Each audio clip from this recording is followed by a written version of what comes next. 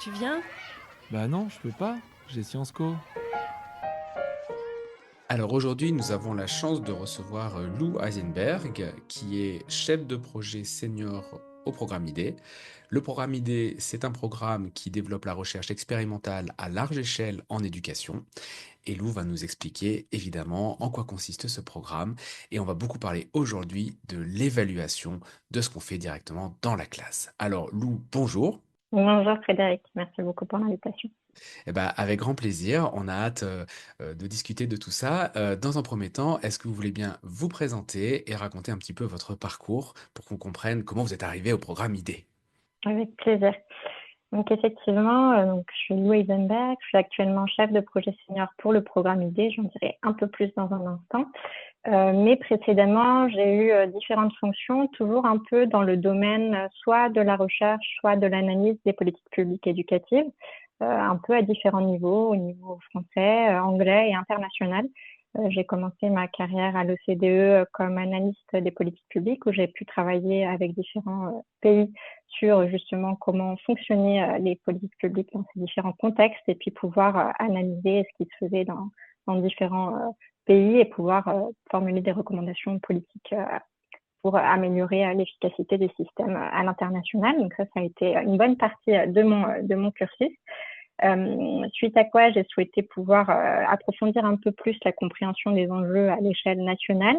Donc j'ai été en Angleterre dans une fondation qui s'appelle the Education Endowment Foundation, qui est un What Work Center, donc en gros des centres qui sont créés par le gouvernement anglais pour être un peu un point de référence en matière de recherche et pouvoir justement aussi conseiller sur la base des données probantes et des résultats de recherche les plus rigoureux, vraiment à nouveau l'élaboration et la mise en œuvre des politiques publiques en matière d'éducation, mais aussi de pouvoir informer les pratiques des professionnels du monde de l'éducation, alors là en l'occurrence en Angleterre. Et ce qui m'a amené ensuite à vouloir revenir en France et aussi à pouvoir servir mon pays avec toutes ces connaissances. Et donc, c'est plus ou moins la même chose que je fais actuellement dans le cadre du programme ID, mais je pourrais aussi en dire davantage Alors, si c'est utile. bah oui, alors je profite de ça pour dire que le site de l'EEF, que vous venez d'évoquer, c'est vraiment un site à connaître. Alors pour toutes les personnes qui nous écoutent, n'hésitez surtout pas à aller regarder ce site. Alors c'est en anglais, néanmoins, il y a un énorme travail effectivement sur le site de compilation de la littérature scientifique pour mettre en évidence de manière très claire les gestes efficaces dans la classe. Donc c'est vraiment une ressource importante, faut pas hésiter à aller la consulter. Merci beaucoup, c'est un très très chouette parcours. Alors du coup, bah, qui va nous amener maintenant au programme ID. Alors qu'est-ce que c'est que ce programme ID? Qu'est-ce que ça veut dire? Qu'est-ce qu'on y fait? Absolument. Donc, le programme ID, c'est Innovation, Données et Expérimentation en éducation. C'est un programme qui a été créé en 2021 sous l'impulsion de l'État avec les financements de l'Agence nationale de la recherche et qui est mis en œuvre pour une durée de 8 ans en partenariat avec un consortium d'institutions du supérieur. Donc, je suis moi-même basée à l'École d'économie de Paris.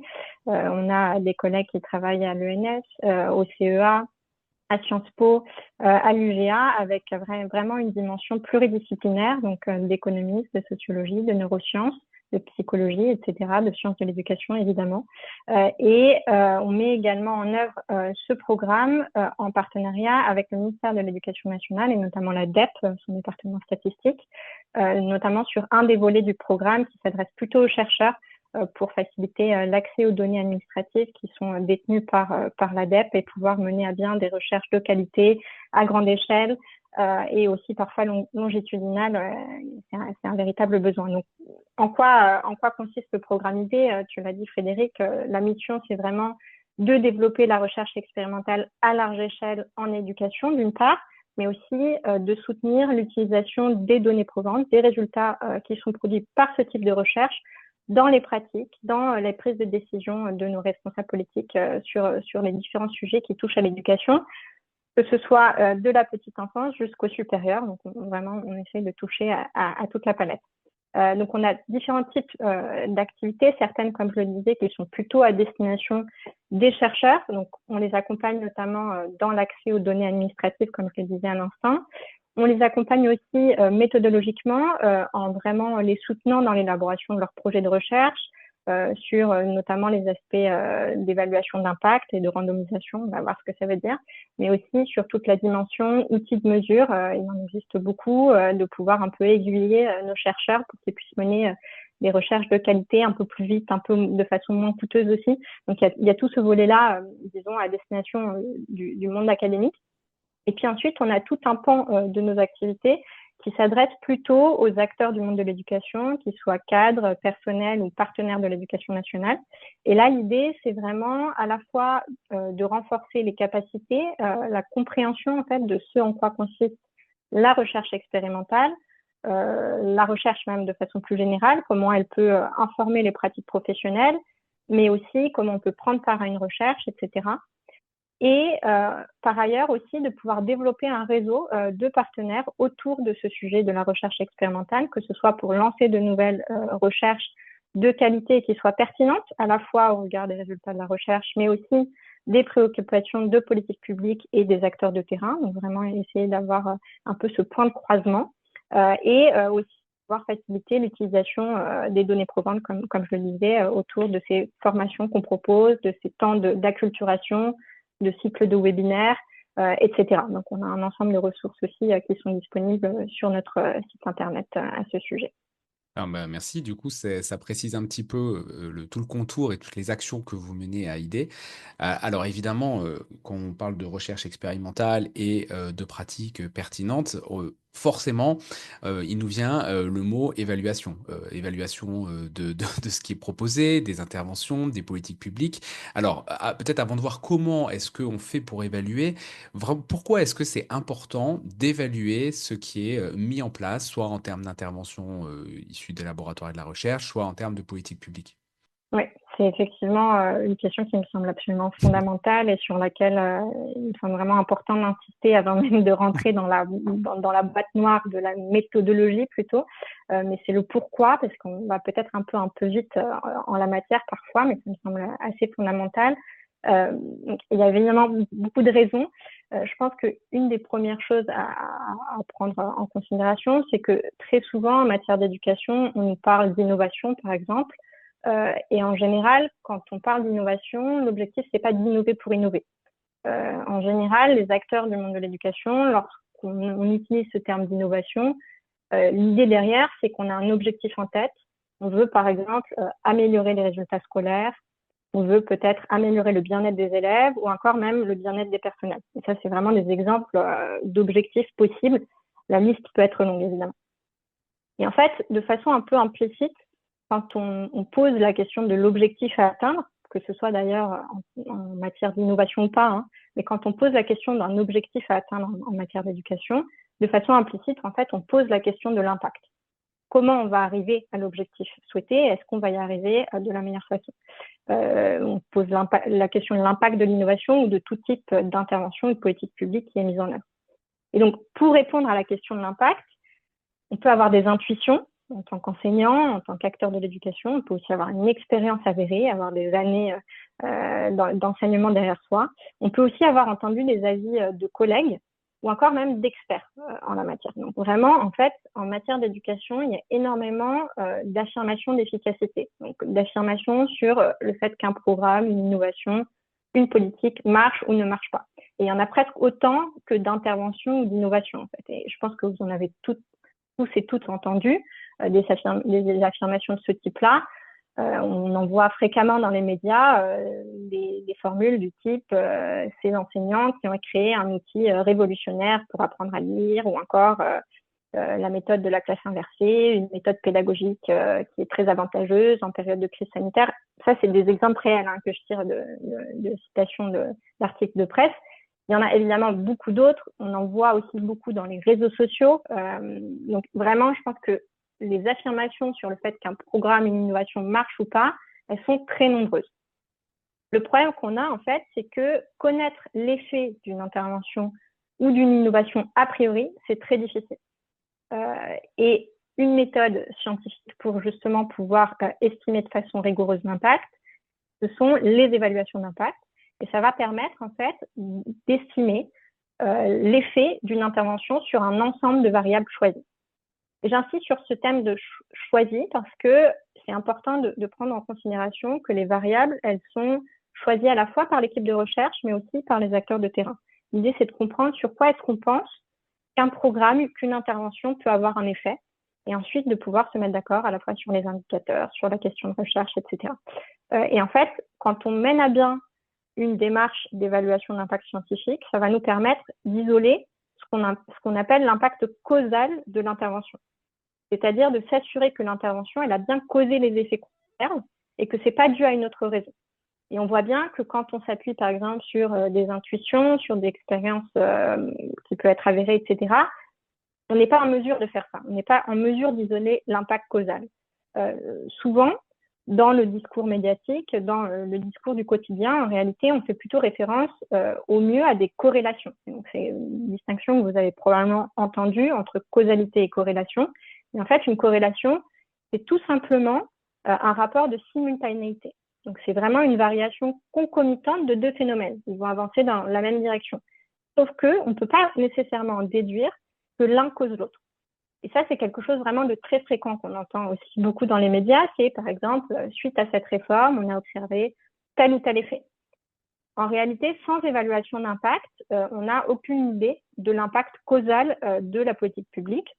Mais au mieux, ça va être une corrélation. On va voir l'apparition de la réforme à un temps T et puis à un temps T plus 1 des résultats, par exemple, scolaires qui se sont améliorés. Mais on n'a aucune façon de savoir que c'est bien la politique qui a causé les effets qu'on observe et que ce n'est pas dû à d'autres raisons en réalité. D'où l'importance des évaluations d'impact. Pour finir sur la question du pourquoi, et je pense que vous aurez compris que ça me tient à cœur, je pense que ce soit la production ou l'utilisation des données probantes, l'idée c'est qu'en fait on puisse essayer de dépasser des intuitions, essayer de dépasser des effets de mode, aussi pour pouvoir allouer des ressources, qu'on sait de plus en plus contraintes aussi, plus efficacement en investissant en fait dans des programmes qui ont plus de chances de réussir.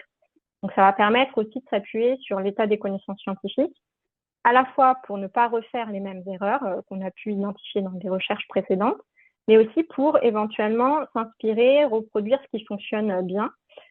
Et d'un point de vue de politique publique aussi, ce qui est important, c'est de pouvoir confirmer en fait l'efficacité d'un programme avant qu'on passe à l'échelle, puisque en fait, quand on s'appuie sur des données probantes, ça ne va pas être systématique le succès. Donc parfois, c'est nécessaire aussi d'évaluer aussi à plus grande échelle un programme qui a pu s'appuyer sur des données probantes.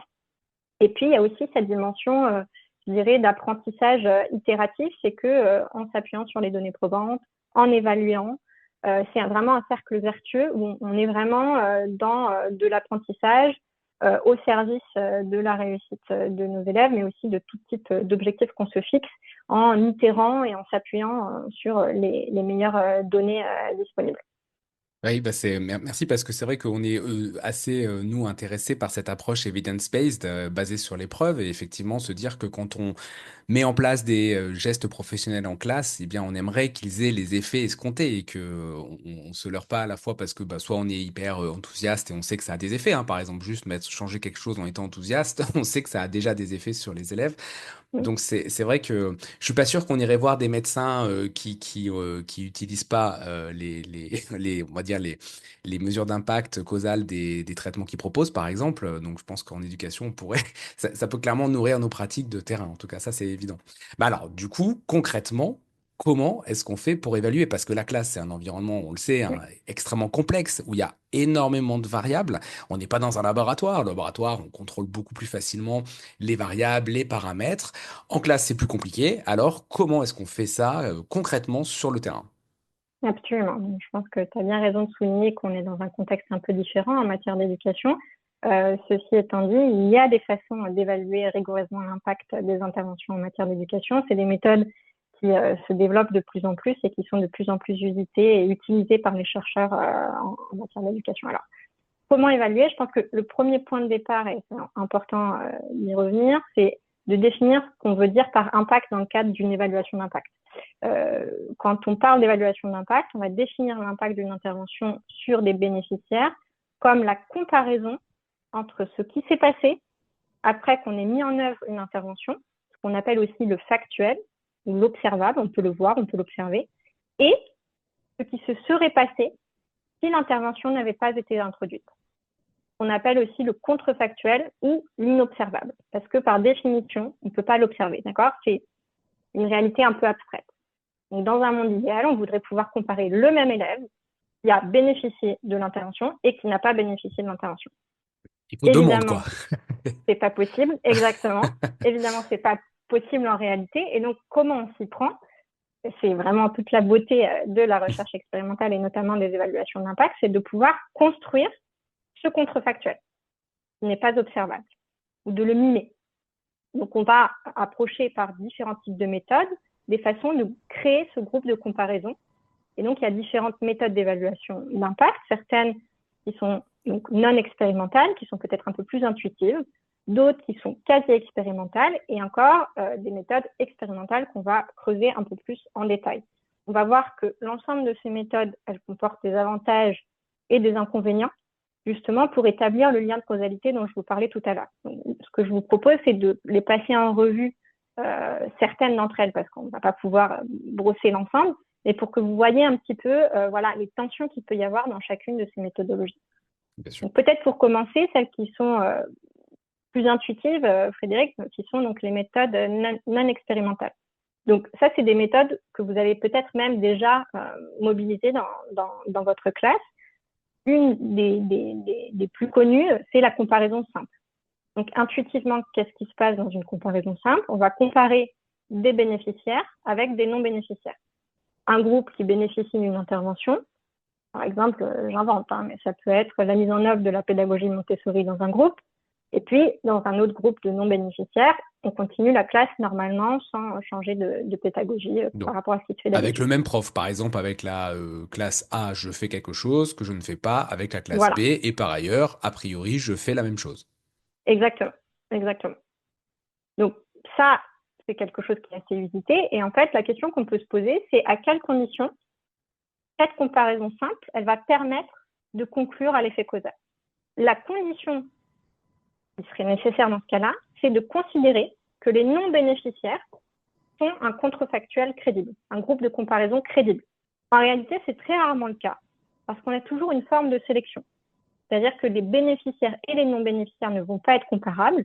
Donc, si je reprends mon exemple de la pédagogie Montessori, si je prends une classe dans laquelle on met en œuvre la pédagogie Montessori, une autre dans laquelle on ne met pas en œuvre la pédagogie Montessori, on n'est pas tout à fait assuré que la composition des classes soit suffisamment similaire pour que vraiment ce qu'on est en train d'évaluer, ce soit l'effet de la pédagogie Montessori, et pas en fait l'effet de la composition des classes. Donc on a une problématique de sélection ici, et on pourrait retrouver la même problématique si on a un échantillon plus large. Donc on ne parle pas seulement d'un seul enseignant, mais imaginons qu'on fait ça avec plusieurs classes et plusieurs enseignants.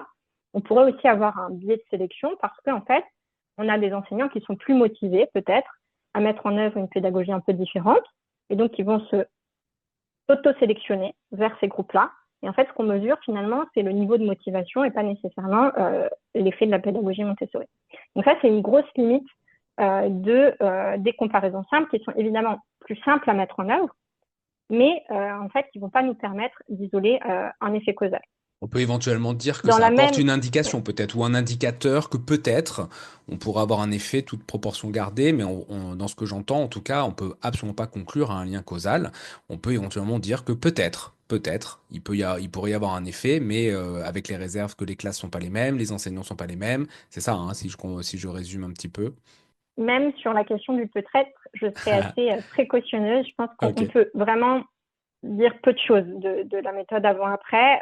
Évidemment, en termes de faisabilité, elle est beaucoup plus appropriable, mais vraiment, elle a cette grande limite où en réalité, on ne dit pas grand-chose. On a peut-être une petite tendance qui peut se dégager, mais effectivement, en matière de causalité, on ne dit rien sur l'efficacité du programme. Et c'est vraiment une des grandes limites de ce type d'approche. Donc voilà. Et on va en voir une deuxième qui est assez semblable dans ses limitations, mais qui permet d'aller un petit peu plus loin, on va dire. Et en fait, on va voir aussi qu'en matière de méthode non expérimentale, la plupart, en réalité, ont ce même biais, cette même limitation, et qui demandent pour cette raison-là, d'aller un petit peu plus loin, et on va le voir avec les méthodes non expérimentales, quasi expérimentales et expérimentales. Voilà. Donc, la deuxième méthode que je voulais aborder dans les méthodes non expérimentales, c'est la méthode avant-après, pareil, qui est assez intuitive. Donc là, qu'est-ce qu'on va faire? C'est on va comparer des individus avant et après la mise en œuvre de l'intervention. Et là, en fait, ce qu'on fait, c'est on va comparer les résultats donc avant et après, et on va déduire que finalement l'effet est dû à justement l'évolution au cours du temps. En réalité, ici, l'hypothèse qu'on fait, c'est que justement, le changement qui est observé à travers le temps, il est dû à l'intervention et à rien d'autre. Le problème qu'on a ici, c'est qu'en éducation, on a beaucoup d'indicateurs qui vont évoluer dans le temps, notamment les compétences scolaires. Je vais vous donner un exemple assez concret qui illustre bien. Si, par exemple, je veux évaluer l'impact d'une politique sur les compétences langagières des jeunes enfants, en fait, il va être important de prendre en considération que ces compétences, elles auraient évolué même en l'absence de cette politique. C'est-à-dire que les compétences langagières, c'est assez bien établi dans la recherche, elles vont évoluer au cours du temps, peu importe l'apport éducatif. C'est-à-dire que les jeunes enfants vont développer du vocabulaire. Évidemment, après, avec de la stimulation, on peut accélérer ce processus. Mais en réalité, si on ne prend pas en compte le fait qu'il y a une courbe ascendante de développement langagier qui est naturelle, eh bien, on peut déduire que c'est l'effet de la politique publique, alors qu'en réalité, c'est l'évolution naturelle de ces compétences chez ces jeunes enfants. Donc, le problème de l'avant-après, c'est ça. C'est qu'en réalité, en matière d'éducation, on a une évolution assez naturelle des compétences scolaires. Sur les compétences langagières, c'est assez visible, mais c'est le cas aussi dans d'autres types de compétences. Donc, on a cette grande problématique dans l'un ou l'autre des deux cas, donc la méthode de la comparaison simple ou la méthode avant-après, c'est qu'en réalité, on fait des hypothèses qui sont très fortes. D'accord? Et donc, on peut en tirer très peu de conclusions parce que, en réalité, ces hypothèses, la plupart du temps, ne tiennent pas vraiment la route. Et c'est pour ça qu'on a besoin de mener à bien des évaluations d'impact un peu plus rigoureuses. Très bien. Donc, on oublie Du coup, les méthodes non expérimentales. C'est, c'est ça. on pourra rien déduire. Alors, du coup, qu'est-ce qui nous reste? Qu'est-ce qu'il nous reste? Exactement. Donc, l'idée, c'est aussi de se dire que, en tant qu'enseignant, on n'attend pas non plus d'un enseignant qui mène à bien une évaluation d'impact comme celle que je vais décrire maintenant. Je pense que ce qui est juste important, c'est de se rendre compte que si on veut objectiver ces pratiques, c'est bien de faire du suivi de projet, ce qu'on appelle aussi parfois du monitoring, d'essayer peut-être, pourquoi pas, de faire de l'avant-après, etc., mais plus pour soi de suivre en fait l'évolution dans le temps. Ça ne va pas nécessairement nous donner d'indications sur l'effet, sur l'impact. Et donc, c'est pour ça que c'est important d'utiliser des méthodes expérimentales ou quasi-expérimentales. Donc, je vais vous présenter la méthode de l'évaluation d'impact randomisé, qui est, selon nous et dans le milieu académique, une des méthodes, on va dire, les plus rigoureuses pour justement isoler cet impact causal. Et ensuite, je vous expliquerai en quoi les méthodes quasi-expérimentales viennent essayer de se rapprocher au plus possible de ce qu'on va voir avec les évaluations d'impact randomisées. Ok, alors allons-y pour les études d'impact randomisées. Exactement. Alors, c'est effectivement un terme un peu barbare peut-être, mais vous allez voir que c'est assez simple à comprendre une fois qu'on ouvre la boîte noire. Peut-être pour redonner un petit peu de contexte, c'est une méthodologie qui a été développée dans les années 20, en 1920, qui a connu un essor assez considérable dans les sciences sociales, notamment en matière d'éducation, grâce aux travaux d'Abhijit Banerjee, Esther Duflo et Michael Kremer, qui en 2019 ont reçu le prix Nobel d'économie pour leur contribution justement à l'utilisation de cette méthodologie pour élaborer des politiques publiques informées justement par les résultats des évaluations rigoureuses. Suite à ça, il y a eu vraiment un vrai mouvement de développement des évaluations d'impact. Et il y a de nombreux chercheurs qui utilisent cette méthodologie en éducation. Ça reste, je dirais, une des dimensions de la recherche en éducation, notamment en France, qui n'est pas nécessairement la plus développée. Donc, on a encore du chemin à faire en la matière. Et c'est aussi la mission du programme IDE que de pouvoir soutenir cette démarche. Concrètement, de quoi on parle avec les évaluations Oui, parce que d'impact randomisé, a priori, il y a un random qui veut dire aléatoire. Exactement. Donc, vous avez compris tout à l'heure que je vous ai parlé de comparaison. Ça, c'est quand même un terme qui est absolument central dans les évaluations d'impact. Ce qui peut permettre de faire les évaluations d'impact randomisées, c'est de constituer des groupes qui sont similaires, soit en termes de caractéristiques observables, donc ce qui est par exemple le genre, la catégorie socio-professionnelle, etc., mais aussi en termes de toutes les autres caractéristiques que l'on ne va pas pouvoir observer. C'est-à-dire des choses qui sont un peu plus difficilement mesurables, comme le niveau de motivation, etc., le niveau de formation préalable des enseignants, etc. Et donc, l'idée de l'évaluation d'impact randomisé, c'est d'avoir, dans un échantillon suffisamment large d'individus, qui vont être des participants potentiels à une intervention, ce qu'on va faire, justement, en quoi consiste la randomisation, c'est qu'on va tirer au sort. C'est ça la randomisation, hein. C'est random, c'est de façon aléatoire. On tire au sort dans l'échantillon de participants une partie qui va être assignée au groupe de traitement, donc qui va bénéficier de l'intervention, par exemple la pédagogie Montessori, et puis une autre partie de l'échantillon qui va être assignée au groupe de contrôle, de comparaison, qui va nous servir de contrefactuel. Et en fait, quand on a ces deux conditions en place, à savoir un échantillon suffisamment large et le tirage au sort, ce qu'on fait en fait, c'est qu'on construit des groupes de comparaison qui sont comparables à la fois, comme je le disais, sur toutes les caractéristiques observables, mais aussi sur toutes les caractéristiques inobservables. Et en fait, c'est la propriété de la loi des grands nombres, c'est que de façon aléatoire, on va constituer vraiment des groupes qui statistiquement sont comparables sur tout ce qui est observable, mais aussi sur tout ce qui n'est pas observable. Et ça, c'est sa grande force, parce qu'ensuite, quand on mesure les résultats des élèves dans le groupe de contrôle et dans le groupe de traitement, ce qu'on mesure, c'est bien l'effet de l'intervention, et ce n'est pas l'effet de la composition des groupes. Et c'est seulement parce qu'on a cette comparabilité qu'on peut déduire qu'on a bien un effet causal. Et pour vous donner un petit peu plus une intuition peut-être de pourquoi la randomisation est importante, si par exemple je décidais dans un groupe d'échantillons, dans un échantillon participant de ne pas utiliser une méthode aléatoire, c'est-à-dire que par exemple je laisse les individus choisir librement dans quel groupe ils veulent être, s'ils veulent être dans le groupe d'intervention ou dans le groupe contrôle, on a un risque qu'on ait une surreprésentation d'individus dans un groupe versus l'autre. On pourrait par exemple imaginer que tous les individus qui sont particulièrement intéressés et motivés par la pédagogie Montessori vont aller dans le groupe d'intervention, alors que dans le groupe témoin, on va retrouver peut-être des enseignants qui sont moins motivés ou intéressés par cette pédagogie. Et donc en fait, on n'est pas du tout en train de comparer la même chose. Et donc ça, c'est un grand problème. D'où l'importance vraiment de pouvoir randomiser. Et c'est ça qui nous permet finalement de déduire qu'il y a bien un effet causal. Donc ça, c'est pour la méthode d'évaluation d'impact randomisé. Et je pourrais aussi donner un exemple plus concret si c'est utile. Et en un mot, donc les méthodes quasi-expérimentales, il y en a un certain nombre. Et l'idée, en fait, est de s'approcher autant que possible d'un groupe de comparaison qui soit justement vraiment comparable au groupe d'intervention. Donc que le groupe contrôle et le groupe de traitement soient vraiment comparables. Donc il y a plusieurs méthodes. Il y a la méthode du matching statistique. Donc on va prendre des bases de données, il nous faut des grosses bases de données et on va identifier un à un des individus qui sont suffisamment comparables. Une des limites, évidemment, c'est que justement, on a besoin de grandes bases de données. Ce n'est pas toujours possible.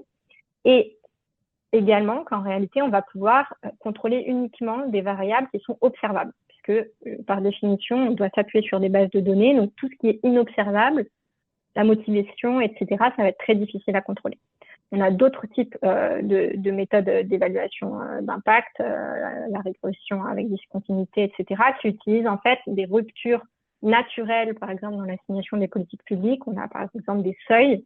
On va définir par exemple qu'on dédouble les classes au-delà de, je sais pas, 31 élèves, et bien toutes les classes qui sont en dessous vont avoir accès à une classe dédoublée, ce qui n'est pas du tout le cas en France, mais voilà, versus dans les autres, on va rester à une classe à 31. Eh bien, si ça c'est le cas, si on a des critères objectifs qui peuvent pas être manipulés par les individus. Donc, on pourrait dire, par exemple, que c'est, je sais pas, justement, dans certains pays, on a des proxys qui sont utilisés, par exemple, sur la gratuité des repas, qui peuvent nous servir comme indicateur de niveau social, en fait. Et bien, si c'est ça qui est utilisé et que cet indicateur ne peut pas être manipulé, par exemple, par les parents, par les responsables politiques, on peut se dire que on va étudier, en fait, des individus autour de ce seuil, parce qu'on va considérer que le fait d'avoir ou non accès à cette politique publique, c'est un peu une loterie en quelque sorte, parce qu'on est très proche du seuil, donc on peut dire que les individus sont comparables autour du seuil. Mais le problème, c'est qu'on ne peut pas généraliser à la population en général, parce que ça va être assez spécifique pour les individus qui sont autour du seuil. Donc ça, c'est 2 exemples d'autres méthodes quasi expérimentales qui existent. Il y en a d'autres, hein, mais qui, en fait, vous voyez, l'objectif, c'est toujours d'aller vers cet objectif de comparabilité des groupes de traitement et de contrôle pour pouvoir vraiment s'assurer de l'effet causal. Et donc, en réalité, toutes les méthodes quasi expérimentales, elles vont essayer de s'approcher au plus possible de l'évaluation d'impact randomisé, mais elles ont plus de limites que l'évaluation d'impact randomisé. Comme c'est pas toujours possible aussi de mettre en œuvre une évaluation d'impact randomisé, c'est bien que ces autres méthodes existent, mais il faut être conscient aussi des limites qui les empêchent. Ok, donc si moi par exemple je veux tester quelque chose dans ma classe, est-ce que je peux prendre mes élèves et les répartir aléatoirement dans un groupe qui teste un truc et puis l'autre groupe qui le teste pas tout de suite, par exemple, en faisant une petite mesure en début et en fin? Est-ce que là c'est quelque chose qui pourrait me donner des indicateurs? Alors évidemment, hein, je reste prudent dans ce qu'on pourrait tirer, mais est-ce que c'est quelque chose qui pourrait être intéressant plutôt que de demander aux élèves qui est volontaire pour tester ça, par exemple? Alors ça, c'est un peu une des contraintes et des questions d'ailleurs assez habituelles qu'on nous pose sur ce sujet, c'est qu'est-ce qu'on peut faire au niveau de sa classe. Je pense que le premier point d'attention, c'est d'être conscient qu'à un niveau individuel, en tant qu'enseignant, on ne va pas pouvoir mener à bien effectivement une évaluation d'impact randomisée à large échelle suffisamment pour que ça puisse permettre d'isoler un effet causal. Ça, c'est le premier point, et qu'en général, on a besoin de faire appel à une équipe de recherche. Et en général, on a besoin qu'il y ait plus d'une classe qui soit impliquée, puisque comme je le disais, on a besoin d'un échantillon qui soit suffisamment large. Une fois qu'on a dit ça, c'est quand même important d'en prendre conscience. Il y a aussi le rôle et les responsabilités qui sont différentes entre un enseignant et un chercheur. On peut quand même faire des choses au niveau de sa classe. Et ce que je disais un petit peu tout à l'heure, c'est qu'on peut essayer d'objectiver sa pratique en mesurant ce qui est mesurable, en ayant bien conscience que ce qu'on va mettre en exergue, c'est pas un lien de causalité. Ça, je pense qu'il faut être très, Très clair, ouais. On est réaliste clair, pas de sur lien cette de dimension. causalité. Voilà, Voilà. on peut pas le faire. Voilà, c'est dit à toutes les personnes qui nous écoutent. On ne peut pas déduire de lien causal lorsqu'on va tester dans notre classe quelque chose. Bah, comme ça, on est clair. Voilà, ça va pas être. Voilà, on est clair. Donc c'est aussi important quand ensuite on présente des résultats, de pas, voilà, on va dire sauter des étapes en concluant à l'efficacité de quelque chose qu'on met en œuvre dans sa classe. Mais déjà, c'est une super pratique de vouloir objectiver. Alors, qu'est-ce qu'on peut faire concrètement? Oui, on peut faire ce que tu proposes, Frédéric. Il y a d'autres méthodes au niveau d'une classe qui existent. J'en ai pas parlé, mais il y a la méthode ABAB. Et en gros, l'idée, c'est on introduit un programme, on arrête la mise en œuvre, on le réintroduit.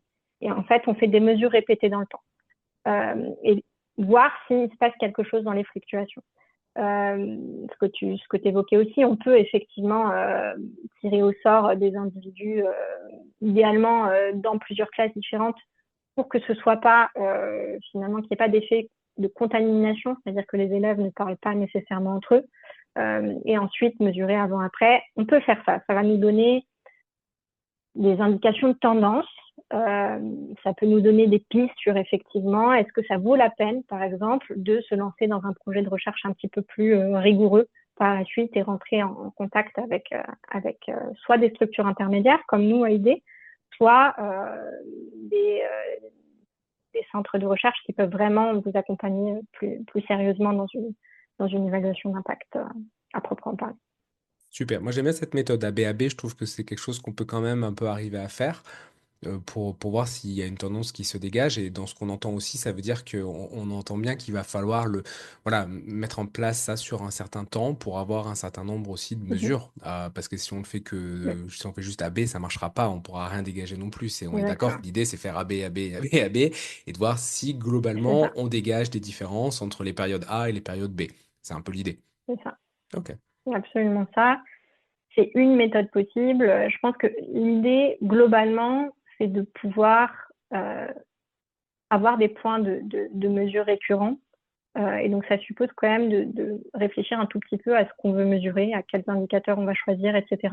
Donc, bon, ça, c'est un travail à faire. On a des ressources qui vont être bientôt disponibles sur ce sujet On va bientôt publier un guide qui est coproduit par ID et le CESEN, le Conseil scientifique de l'éducation nationale, qui justement propose des pistes pratiques. Quand on veut objectiver sa pratique en classe, il y aura des outils, des gabarits, des choses que vous pourrez mobiliser aussi pour essayer d'objectiver un petit peu plus ce qui est fait, tout en ayant bien en tête que voilà, on ne pourra pas en conclure un effet causal, mais ça donne des pistes effectivement sur des tendances qui peuvent être une base pour ensuite éventuellement, si c'est un projet qui prend une autre ampleur, de pouvoir se lancer dans un projet de recherche à proprement parler, quoi. Bah, on a hâte de lire ça parce que ça permet, c'est vrai, d'avoir un regard sur ses propres pratiques réflexifs pour voir un petit peu si ce qu'on met en place, voilà, ça peut aller dans une tendance positive ou pas. Donc ça reste quand même hyper intéressant de pouvoir aborder ça. Alors bah du coup, moi j'ai quand même une question. Alors est-ce qu'on aurait un exemple concret de cette fois-ci de méthode expérimentale qui a mesuré concrètement en classe l'impact d'une intervention ou d'une politique publique? Absolument. Donc, bon, déjà pour préciser évidemment que quand je parle de recherche expérimentale, un des aspects les plus importants, ce sont les évaluations d'impact randomisées. C'est vraiment, on va dire, la recherche expérimentale par définition. Donc, il y a plein d'exemples. On en accompagne beaucoup des projets de recherche expérimentale au sein du programme ID. Mais j'ai décidé de vous parler d'un exemple que je trouve assez intéressant et assez d'actualité aussi avec tout ce qui se passe en ce moment. Qui est l'évaluation d'impact randomisé d'un outil d'intelligence artificielle qui a été utilisé pour corriger des copies. Et ça a été mis en œuvre dans un État au Brésil. Donc ça, c'est vraiment tiré d'une recherche qui a été menée, qui est publiée. Je pourrais vous partager le lien. Et donc, qu'est-ce qui s'est passé exactement et quelle a été la question qui a été posée? C'était en fait de se demander si les enseignants pouvaient justement utiliser des outils d'intelligence artificielle pour déléguer des tâches dites routinières, dont par exemple la correction de copies.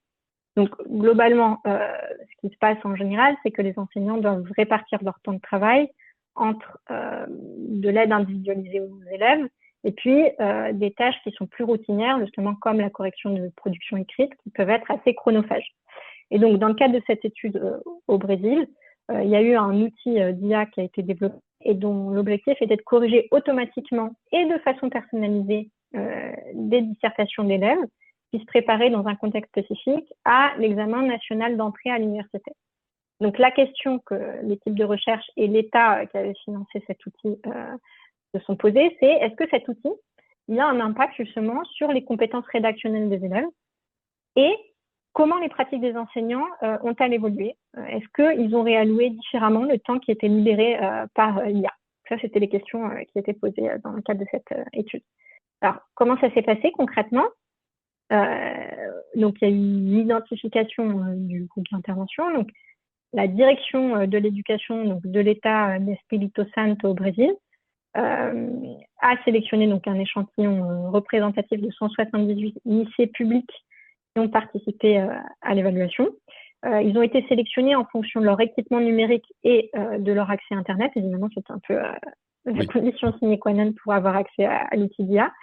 Et puis ensuite, qu'ont fait l'équipe de recherche, comment elle a procédé parmi ces lycées, donc parmi ces 178 lycées, il y en a eu 55 qui ont reçu une version simple de l'IA, 55 qui ont reçu une version qui était IA plus un correcteur humain, et puis 68 lycées qui ont servi de groupe de comparaison, de groupe contrôle.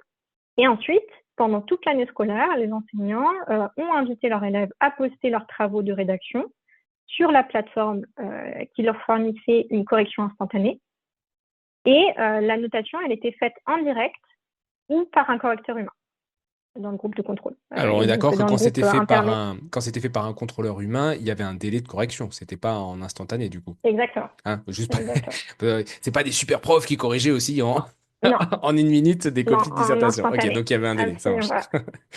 C'est ça. Donc, soit via la plateforme IA correction instantanée, soit par le correcteur humain. Il y avait un certain délai. Je me souviens plus des détails, mais délai, je pense, assez classique de correction de copie. Et il y avait ce groupe intermédiaire qui était à la fois correction instantanée par l'IA et puis doublé d'une correction humaine. Alors, qu'est-ce qui s'est passé? Donc, on a fait cette randomisation, donc, qui nous a permis justement d'avoir des groupes de comparaison solides et comparables à la fois sur les caractéristiques observables et inobservables. Et puis, on a mesuré les résultats en bout de ligne. Et en quoi consistent ces résultats? Ce qu'on a pu observer, c'est que les enseignants ont réalloué leur temps de travail en remplaçant les tâches routinières par des tâches plus expertes. Par exemple, des retours individualisés aux élèves qui étaient plus fréquents en classe. Également que les élèves qui ont eu accès à la plateforme ont réalisé plus de travaux de rédaction en préparation à l'examen final que les autres élèves qui étaient par exemple dans un groupe de comparaison.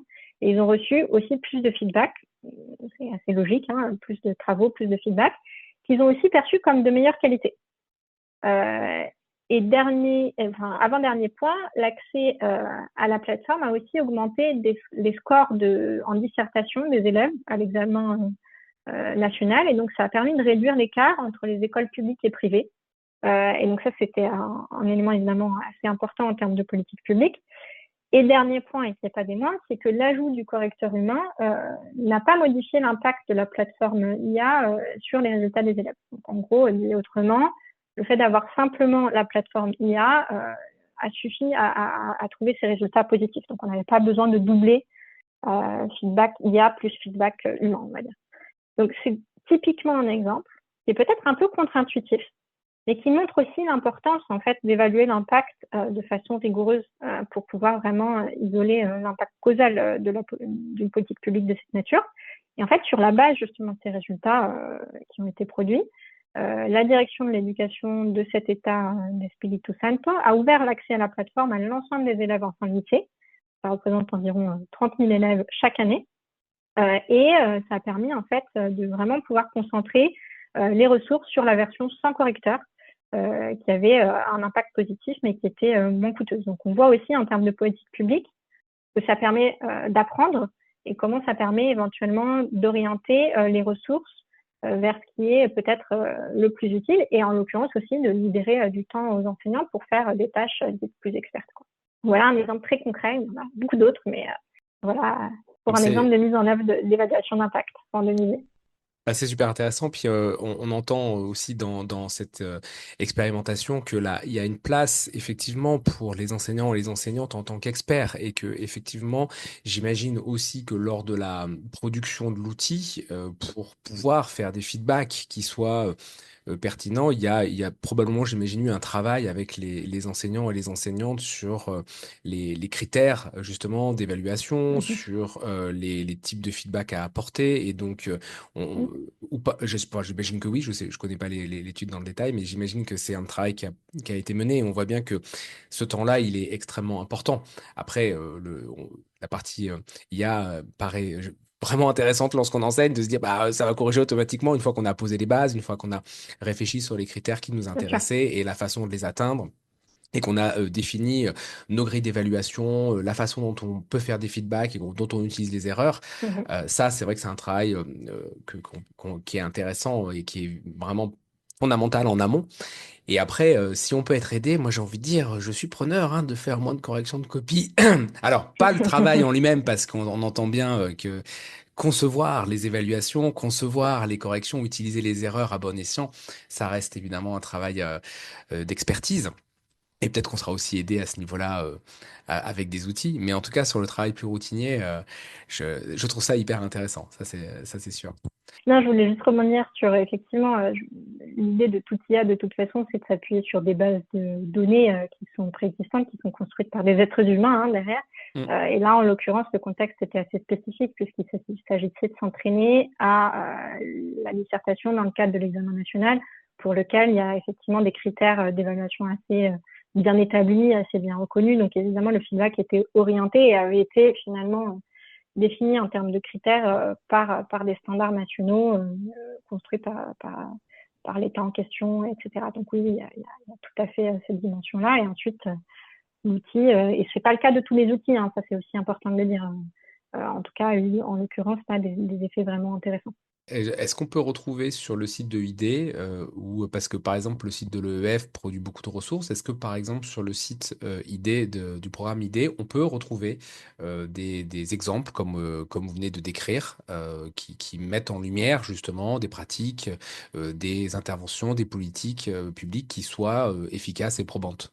Absolument, c'est tout à fait l'une des missions du programme IDE que de mettre à disposition un ensemble de ressources. Donc, on a des synthèses assez accessibles de la recherche sur différents sujets.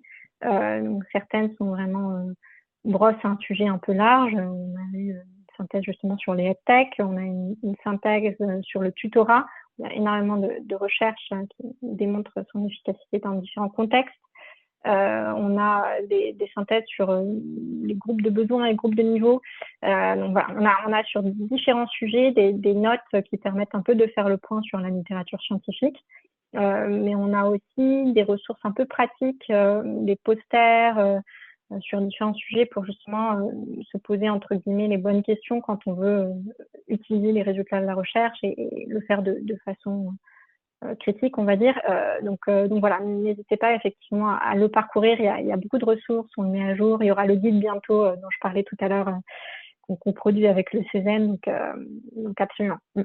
Et ça renvoie aussi vers notre maison mère AID, qui est donc le GIPAL, qui est un laboratoire international qui a été créé justement par Esther Duflo et Abhijit Banerjee, qui comprend encore plus de résultats d'évaluation d'impact randomisé en éducation, mais aussi sur d'autres sujets et dans plein de pays différents. Donc, beaucoup de ressources à explorer en cas d'intérêt. Eh ben donc du coup, il faut aller sur id-education.fr et n'hésitez pas aussi à aller sur educationendowmentfoundation.org pour le site de l'EEF, mais vous pouvez taper EEF Éducation sur un moteur de recherche et vous le trouverez très facilement. Merci beaucoup, Lou Azenberg, pour ce moment sur l'évaluation d'impact dans l'éducation. C'était passionnant, ça nous donne plein de pistes et on a hâte de lire la suite sur le site ou le site du CISEN. Un grand merci en tout cas et à très bientôt. Merci beaucoup, Frédéric.